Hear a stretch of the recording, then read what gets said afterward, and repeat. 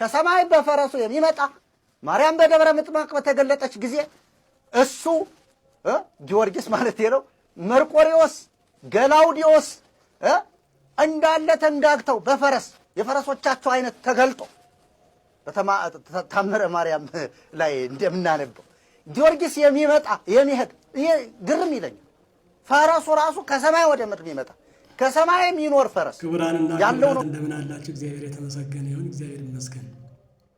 ያው እንደምትሰሙት ለዚህ የተወሰነ መልስ ለመስጠት ማለትም ባይረዳውም እንደው እንዲሰማው እናንተም ሼር እንድታደርጉለት ነው የቀረብኩበት ምክንያት ማለት ነው።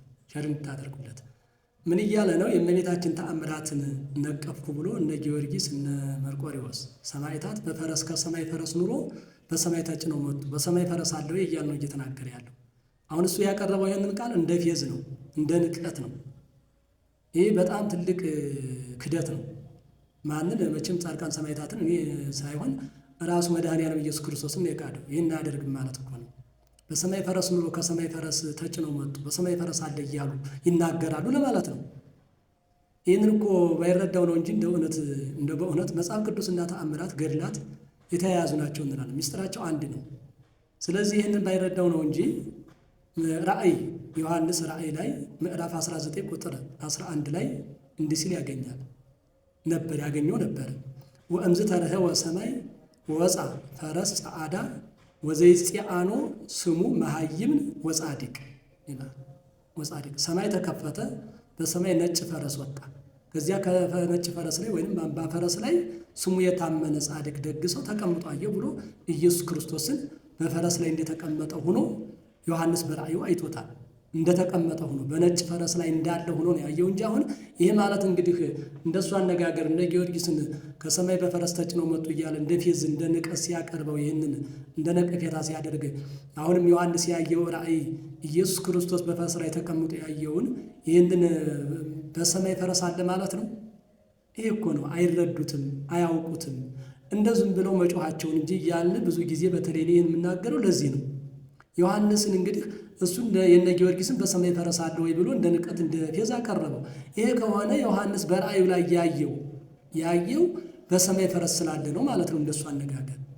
እንደሱ አነጋገር ግን ይህን አለመረዳት ነው እንጂ ዮሐንስ ያየው በፈረስ አንጻር በነጭ ፈረስ አምሳል ጌታችን ኢየሱስ ክርስቶስ ተቀምጦ በአምሳል አይቶታል። በነጭ ፈረስ አምሳል ነው ያየው እንጂ በፈረስ ላይ በሰማይ ፈረስ አለ ብሎ እየተናገረ አይደለም ዮሐንስ በራእዩ።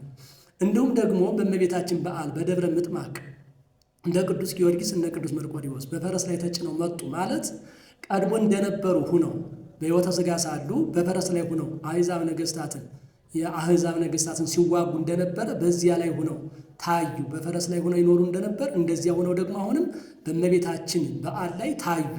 ይኸውም የእመቤታችን ክብሯ ይገለጥ ዘንድ ነው። አድራጊው ተአምራት አድራጊው ራሱ መድኃኔዓለም ኢየሱስ ክርስቶስ ነው። በማን ስም ነው ተአምራቱ የተደረገው? በድንግል ማርያም። ለምን ሲባል የድንግል ማርያም ክብር ይገለጥ ዘንድ ቅዱሳን ሰማዕታት ቀድሞ እንደነበሩ ሆነው ታዩ ለማለት ነው እንጂ በሰማይ ፈረስ አለ እያሉ አይደለም። ተአምራቱ ላይ የተጻፈውም በተአምሯ ላይ የተጻፈው የተቀመጠው ኃይለ ቃል በሰማይ ላይ ፈረስ ኑሮ በሰማይ ተጭነው መጡ፣ ከሰማይ በፈረስ ነው መጡ እያለ አይደለም። እንደ ቀድሞ ሆነው ታዩ ለማለት ምሳሌውን እንደዚያ ሆነው ስለታዩ ያንን ለመናገር ለመግለጥ ነው። እንደው ይህንንም እኮ ለመረዳት እንጂ ዮሐንስ ምዕራፍ 20 ቁጥር 12 ላይ እኮ እንዲህ ሲል እናገኛለን። ወርኤት ክልኤተ መላእክት በጸዓዱ አልባስ ይላል። ሁለት ነጫጭ ልብስ የለበሱ ሁለት መላእክትን አየች ይላል። ማርያም መግደላዊትን በጌታችን ትንሣኤ ጊዜ ማለት ነው። አንዱ በራሱ አንዱ በግርጌ ከጌታችን መቃብር ላይ ተቀምጠው ሁለት ነጫጭ ልብስ ለብሰው አየች ይላል። ስለዚህ በሰማይ ነጭ ልብስ አለ ማለት ነው። እንደሱ አነጋገር ከሆነ እንደሱ እንደው አወኩ እያለ እንደው ችግሩ እኮ ቢያንስ ምስጢሩን እንደው ባይረዱት ቃሉን እንኳን ይሆናል አይሆንም ብለው ቢያሰላስሉ ቢያስተውሉ ጥሩ ነበረ። ያ ከሆነ እኮ አሁን እንደሱ የፌዛ አነጋገር እኮ አሁን በሰማይ ነጭ ልብስ አለ ማለት ነው። ወይንም እነዚህ የታዩት በመላእክት አይደሉም ማለት ነው። ግን ይሄ በምንድን ነው የታዩት? በሰው አምሳል ሆነው ነጭ ለብሰው ታይተዋል። በሰው አምሳል ለሰው በሚረዳው በሚገለጠው ሰው በሚረዳው አምሳል ማለት ነው እንጂ በሰማይ ልብስ ኑሮ ነጫጭ ልብስ ለብሰው መጡ ማለት አይደለም። እነ ቅዱስ ጊዮርጊስም ከሰማይ ፈረስ ኑሮ ከሰማይ ፈረስ ተጭነው መጡ ማለት አይደለም። እንደ ቀድሞ ሆኖ ታዩ ለማለት ነው። ቀድሞ በፈረስ ላይ ሆኖ ይታዩ እንደነበር እንደዚያ ታዩ ለማለት ነው። ሌላው ደግሞ እመቤታችን ይህን ብቻ አይደለም፣ ሙትም አስነስታለች እኮ። ሙታንም ተነስተዋል። ሙታንም ደግሞ ተነስተዋል አልተነሱም ብሎ ደግሞ መካድ አይቻልም። የአምላክ ስራ ነው። ይህንም በማቴዎስ ምዕራፍ 17 ቁጥር 3 ላይ እናገኘዋለን። ወናሁ ተርእዩ ሙሴ ወኤልያስ እንዘ ይትናገሩ ምስሌሁ ይላል። ሙሴና ኤልያስ ከጌታ ጋር ሲነጋገሩ በደብረ ታቦር ታዩ። ሙሴ እንግዲህ ከምን ተነስቶ ነው የመጣው ማለት ነው? በዚያን ሰዓት ከሙታን ተነስቶ ነው የመጣው። ከሙታን ተነስቶ ከጌታ ጋር ሲነጋገር ታየ። ለዚህም ነው ቅዱስ ጳውሎስ ንግበር በዚህ ሰለስተ ማኅደር አሐደ ለከ ወአሐደ ለሙሴ ወአሐደ ለኤልያስ፣ በዚህ 3 ቤት ሰርተን እንኑር፣ አንዱን ለሙሴ አንዱን ለአንተ አንዱን ለሙሴ አንዱን ለኤልያስ እንስራ አለ። ስለዚህ ሙሴን ስላየ እኮ ነው ጴጥሮስ የተናገረው። ባያየው ኑሮ ቤት እንስራ ብሎ አይናገርም ነበረ። ከሙታን ተለይቶ ሙሴ ስለመጣ ከሙታን ተነስቶ፣ ይሄ የእግዚአብሔር ተአምራት ነው። የእግዚአብሔርን ተአምራት አይደረግም ማለት ደግሞ በራሱ ክደት ነው። ለዚህ ነው አያምኑም። ኢየሱስ ክርስቶስን ሩቅ ብእሲ ነው የሚሉት። የሚያደርገውን ተአምራት ሁሉ በወዳጆቹ ላይ የሚያደርገውን የሚገልጠውን ተአምራት ባለማመናቸው ሩቅ ብእሲ ነው እያልን ብዙ ጊዜ የምንናገረው እንጂ የእመቤታችን ድንግል ክብር ለመግለጥ አምላካችን ኢየሱስ ክርስቶስ በእመቤታችን ስም በዚህን ሰዓት ይህን ተአምራት አድርጓል። ይህ ደግሞ የተአምራት ስራ ነው።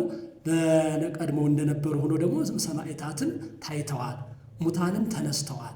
ይሄ ለእግዚአብሔር የሚሳነው ነገር ስለሌለ የእግዚአብሔር ድንቅ ስራው እጹብ እጹብ እያለ ይደነቃል እንጂ አያደርግም ተብሎ በእግዚአብሔር ላይ መጻረር፣ እግዚአብሔርን መፈታተን፣ እግዚአብሔርን መገዳደር ይሆናል።